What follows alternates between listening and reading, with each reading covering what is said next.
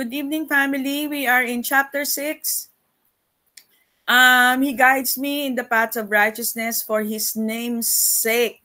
Okay, let's all pray. Father God, we thank you that tonight we're going to hear afresh from the Holy Spirit, Lord, how you have made us the righteousness of God in Christ. And this has implication in the way we live our lives, Lord. Father, we pray that you'll give us much more revelation tonight. Open our eyes and open our ears, Lord, to receive the gospel that has power, Lord, for us unto salvation. We thank you, Lord, in Jesus' name. Amen. So all our problems in life, all our distractions in life, it is the only antidote, actually the only solution is actually when we believe the gospel, because how you see and how you believe the gospel affects how you ask. How you ask the so much more from the Lord. So let's begin. No, he guides me in the paths of righteousness. He restores my soul. So can you imagine? We are only in the 3rd verse. So the Lord has taken us through line by line, precept by precept. So the entrance of his word gives light. So he restores my soul. He leads me in the paths of righteousness for his name's sake. So for tonight, we're going to study, he leads me in the paths of righteousness. Yan. So the interlinear, so the Hebrew reads from right to left. So my soul, he restores. He leads me in the paths of righteousness for sake of his name. So in the Strong Lexicon, yung path dyan, okay, yung path is magal or magala. So kakalain mo, so kung magala ka, Hebrew yun. O diba, magala. So path, track, course, circuit. Meron din ibang translation actually na ito ay teaching. Okay, so yung circuit, it's a circle, di ba? Circle of life. So in the Strong Concordance, well, there's no direct Greek equivalent in the Strong Concordance. The concept of a path or way is often translated in the New Testament with words like hodos, or meaning way or road. The Hebrew word magal or magala refers to a path or track, often implying a circular, repetitive route. So what does this mean? What does this mean? So the hearing of the gospel is a repetition. So parang sabihin mo, narinig ko na yan eh. Well, you have to hear it again because we are creatures that forgets. Sabi nga ni Martin Luther, I have to hear the gospel every day because every day I forget. So while there's no direct so magala refers to a path or a track, so often implying a circular or repetitive route. It can denote a literal path or a metaphorical course of life or conduct. The term is used to describe the way one should walk in righteousness or habitual paths of life. Sabi ko nga kagabi, so when we met last night, you know, this is a lesson in marketing. This is a lesson in marketing. When you promote your brand, pag in-advertise mo ba one time lang? Hindi, di ba? Paulit-ulit. Pag nag-aral, di ba paulit-ulit? Tama? Kasi, para matandaan mo, para mag-take root siya. Okay, that's also the gospel. So, it's circular in nature. So, ito yung itsura. So, when myself and Alex went there, di ba, Alex? Nung January 2013, we saw actually this. This is actually the paths of righteousness. Paths, yan. As can be seen in the picture to the right, the steep hillsides in the Judean wilderness are often full of narrow ridges. Yung daanan lang siya na makipot. Okay? So, there are paths that these are the paths that have been cut by the Bedouin shepherds. Yung Bedouin shepherds, ito yung mga nomadic shepherds. They're still there. It is simply not possible for the sheep to ascend or descend. So, hindi pwedeng dumiretso yung sheep. They are too steep. Madudulas yung sheep. So, they have to go circular. Okay? So, the shepherds lead the sheep in these narrow switchbacks, ang tawag din yan switchbacks, or right paths that prevent them from tumbling towards injury or even death. So, you know that in Matthew 35, verse 38, in the Message version, this is the gospel. Then Jesus made a circuit of all the towns and villages. So si Lord meron lang siyang pinuntahan na paikot-ikot. Paikot-ikot. So the gospel is meant to be declared every Sunday. Every Sunday, the gospel, hindi dapat motivational teaching. It is the gospel that has the power unto salvation. So kung kailangan mo ng saving, it is the hearing of the gospel. So then Jesus made a circuit of all the towns and villages. Pag inaral mo yung ruta ni Lord, paikot-ikot lang siya. Hindi siya one time. And then what did he do? Okay, first, he taught in their meeting places. So there's the preaching and teaching of the gospel. Reported kingdom news. Yan, nagkaroon ng sharing. And then, after the hearing of the gospel, what happened? Lex, what happened? Tingnan mo. What happened? After the teaching, healed their diseased bodies. After the hearing of the gospel, right, kailangan talagang makarinig ng gospel. So, hindi siya effective if people just come and be lay hands on. No, they have to realize how saved they are because of the finished work. So they healed their diseased bodies. Ano pa?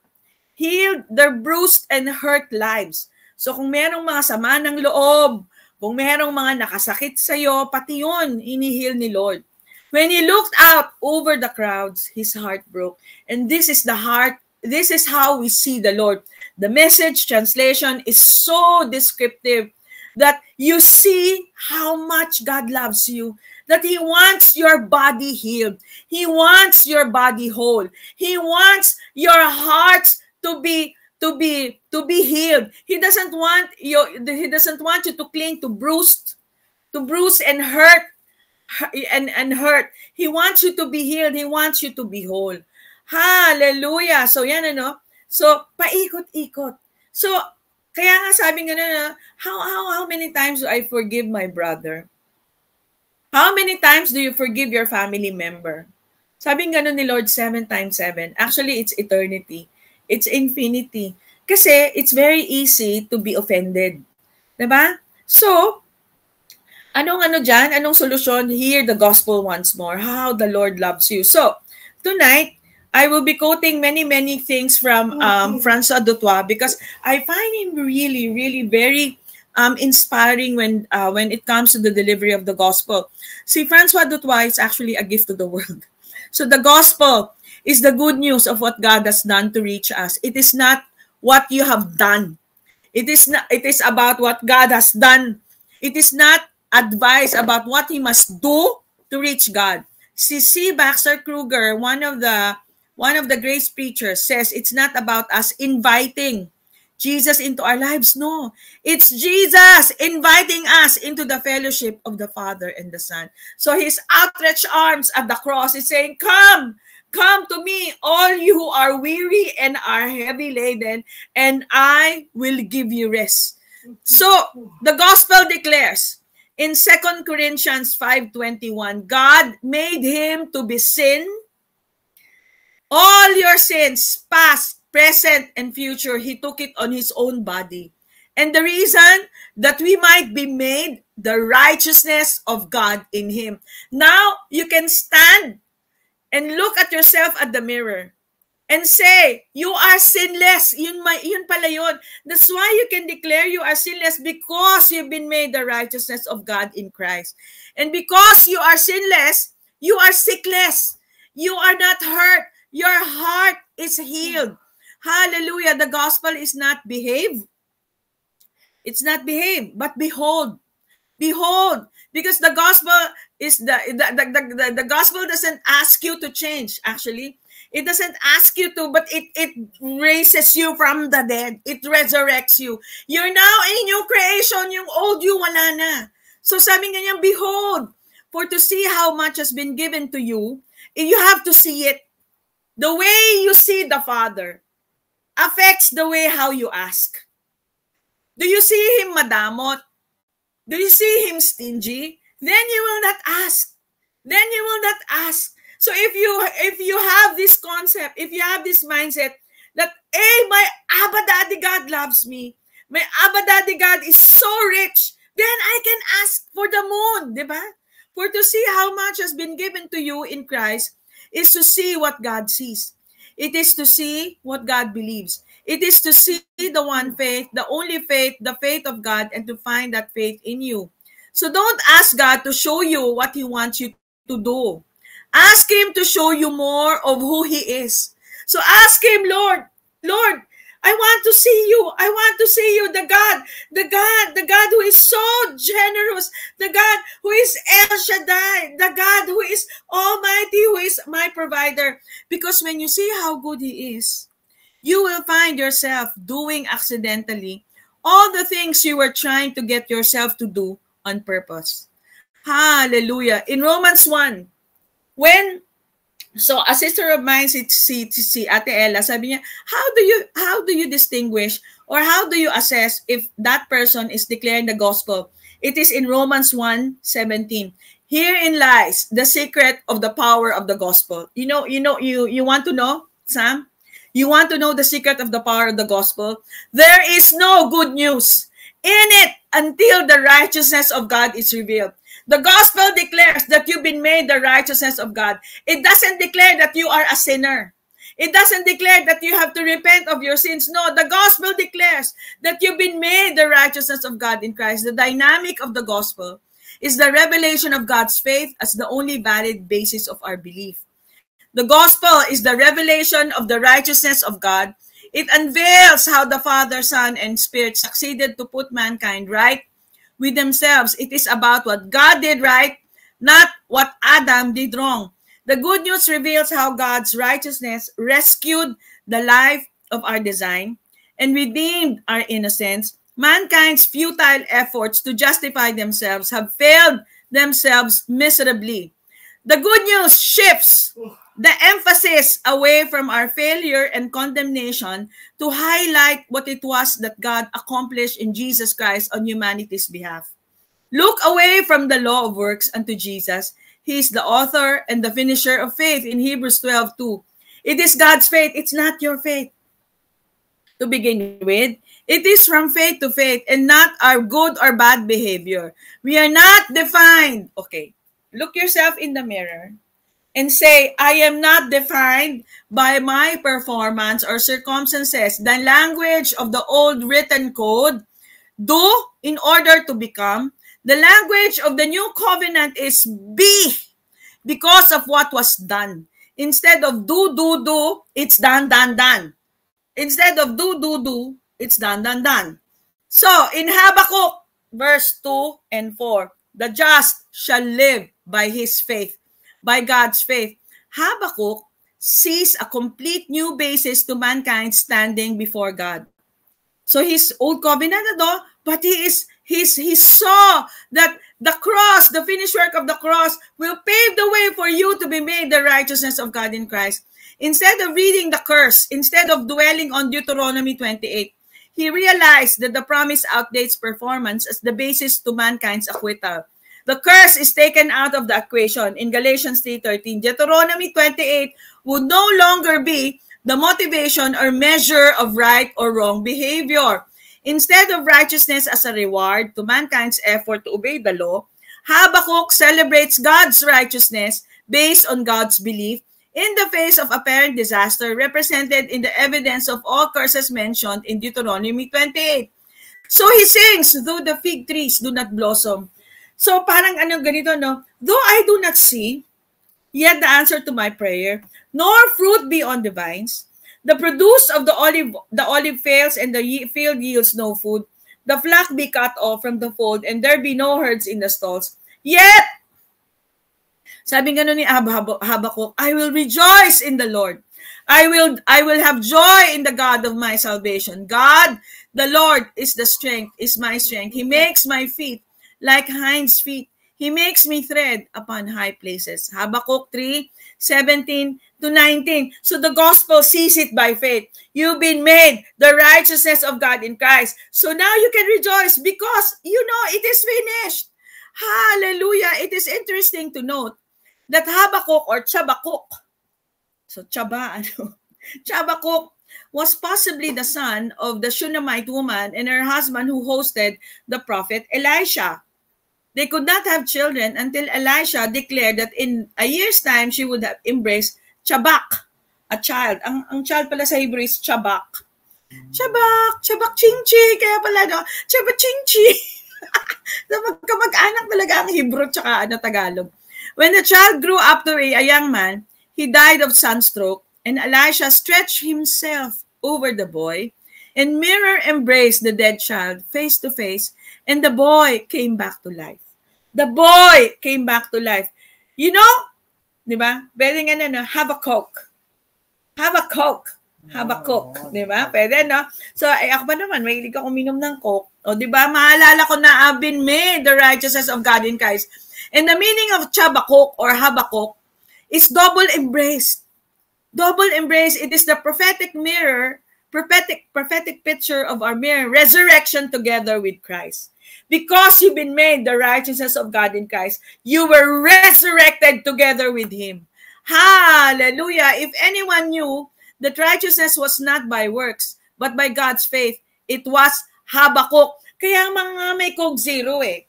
Diba? You have zero sins. Diba? That's why you can say you are sinless, you are sickless. Habakuk. Diba? Habakuk. Zero. Diba? Okay. So, the word righteousness comes from because the gospel is all about God declaring that you are righteous. So, it comes from the Anglo-Saxon word rightwiseness, wise in that which is right. In the Greek, the word for righteousness is dikaisune, from decay, that which is right. It's so beautiful. It also heralds the righteousness that God has placed on you, that has given you. It's a relationship word and refers to two parties finding likeness in each other. Righteousness, therefore, points to harmony in a relationship, just like being married to your husband, you being a bride to your bridegroom, who is our Lord Jesus Christ. In Colossians 2, 9 and 10, it is in Christ that God finds an accurate and complete expression of Himself in a human body. He mirrors our completeness and is the ultimate authority of our true identity. When you find who Jesus is, you find who you are. Hallelujah. The good news of the gospel is that you have died and your life is hidden with Christ in God. The gospel is a proclamation. It is not a proposal. It's not, oh, tanggapin mo. No, it's a declaration, not a deal. An announcement, not an agreement. That's why the angels, during the birth of our Lord Jesus Christ, glory to God in the highest and peace unto men. For unto you a child is born in the city of David. It is a declaration. Hallelujah. So, and it's also a 3D gospel. Number one, no distance. God is so near you. He has made you His residence. He's not camping there in Mars or in Venus or in wherever, but He has made His residence in you. Right? No delay. Today, the gospel declares that it is for now. It is for now that eternal life is knowing Him. No dispute. There is no more dispute that you've been made the righteousness of God in Christ in Hebrews 6, 16 to 18. So, the simplicity of the gospel. It is done instead of do, according to François Dutoit. It is a massive shift from condition to conclusion. Living from completeness rather than towards a possible improvement. From a question mark to an exclamation point. The gospel is an exclamation point that you've been made the righteousness of God in Christ. And the heart of the gospel is that Christ is in you. If the gospel you preach doesn't make people feel good about themselves, then you are not preaching the gospel. You are not preaching the gospel. All of God and all of man reconciled in one person, Jesus. And Jesus has made Himself, has intertwined Himself in you. He is risen. And the good news of the gospel is that He didn't rise alone. We co-resurrected in Him. All humanity was born again on that day, fully resurrected in the last Adam. You know that the reason why you need to proclaim the gospel, because people don't know. People don't know that, hey, the gospel is also for them. Hallelujah. And you can't know who you are until you know whose you are. The gospel is not a message about filling heaven with orphans, but filling the earth with sons. It was never God's purpose or plan to bless you or I apart from himself. It was never God's will that man would live apart from him, separate from him. The will of the Father has always been a shared life, for God himself knows no other type of life or living but a shared life, because God is three in one, Father, Son, and Holy Spirit. The definition of life for God has always been union, a communion of persons. So when Jesus says this is eternal life, that they would know the only true God and the Son, he's saying that God's life is a shared life, a life that flows out to others like a river. So when you now have an understanding of what the gospel is, what the gospel is declaring to you, then rivers of living water shall flow from your belly. You will not say, I am a loser. No. You will not beg God to bless you. No. Because you are actually the gate of heaven. Declare the gospel over your life. Hallelujah. The gospel was never about heaven and hell, but rather sons and daughters coming home to a loving Father. The way you see the Father is the way you will ask him you will ask him in prayer. The way how you see the Father is how you're going to pray, right? If you see him as he doesn't love you, he doesn't care about you, then you will pray begging prayers. If you see him as stingy, then you will say, you will beg him that he has to bless you. No, but if you know, right? For example, no, tayo sa mga anak natin, they know. Well, I think no, they know that we are generous parents. Then they will not hesitate to ask, right? Because they know that you will give them the best. So Christ in you, Christ in me is the realization of Abba's opinion of me. So yung good Father, yung kaninang pinapatugtog ko, no? I've heard 1,000 stories of what they think you're like. You know, narinig mo ako, narinig mo si Pastor Prince na, oh, ganito pala si Lord, no? Pero I think, because you've been studying the Word of God weekly, you can sing this second line. But I've heard the tender whisper of love in the dead of the night. You know, during those times that you are so desperate, during those times that really all you can see is darkness, the Lord is there. The Lord is with you, and you can hear him say, I am with you. I am with you. You yourself know. You yourself heard. Hindi siya second-hand information. And you tell me that you're pleased and that I'm never alone. You're a good Father. It's who you are. It's who you are. It's who you are, and I'm loved by you. It's who I am. It's who I am. It's who I am. The gospel declares that you are so loved. That who you are is what God says who you are. You've been made the righteousness of God in Christ. So, God is saying, I'll cherish you. If they don't want you, I do. Always have and always will. Your Abba. So, my deepest awareness of myself is that I'm deeply loved by Jesus Christ, and I have done nothing to earn it or deserve it. This is my prayer for myself, and this is my prayer for you. Only in your understanding that you are co-seated right now with him will you fully walk as him in life. Only in your understanding, only when you see that God really has finished everything, that God is so generous that he has given his darling Son for you, then you will now walk with him. Walk with him. You will now fully walk as him in life. So, it is not how you say it. It is how you see it that makes the gospel powerful in your life and ministry. Again, it is not how you say it, but it's how you see it that makes the gospel powerful in your life. So what is the prayer? Lord, open my eyes. Open the eyes of my heart, Lord. Open the eyes of my heart. I want to see you. The clearer you see it, the easier you say it. So, si Lord Jesus, no, typically he was pictured as nakaganyan, no? Parang gutom na gutom siya. But I like this picture very much. You know that the Lord Jesus hates death. Kasi nandun na tayo sa second portion, after the preaching of the gospel, what happened? Jesus healed their diseased bodies. Death doesn't just steal. It demands your attention. It interrupts. It shifts focus and forces everything around it to acknowledge its presence. It's like an intruder that not only removes life but also redirects energy, thoughts, and emotions towards self, drawing people into its narrative. It makes sense that Jesus treated death as an enemy. He never honored it, never accepted it as inevitable. He interrupted funerals, raised the dead, and called people to believe in a life rather than submit to the cycle of death. He demonstrated that death is not something to mourn as permanent, but something to overturn.